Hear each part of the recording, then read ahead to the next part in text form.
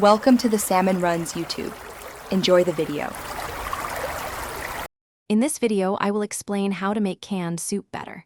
Let's start with simple additions that can transform your meal. A sprinkle of fresh herbs like parsley or cilantro can add a vibrant touch. For a richer texture, try stirring in a small pat of butter or a splash of heavy cream. And don't forget a squeeze of lemon juice or a dash of your favorite vinegar to brighten up the flavors. These small steps make a big difference. Next, let's talk about adding texture and protein to your canned soup. Cooked pasta, rice, or even some crunchy croutons can give your soup more body and a satisfying bite. For protein boost, consider adding shredded chicken, cooked ground beef, or a can of rinsed beans. You can also sauté some fresh vegetables like spinach, kale, or mushrooms and stir them in for extra nutrients and flavor. These additions make your soup a more complete meal.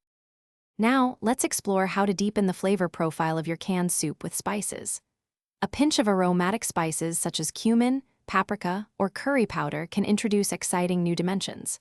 For a more savory base, try adding a half teaspoon of garlic powder, onion powder, or even a dissolved bouillon cube.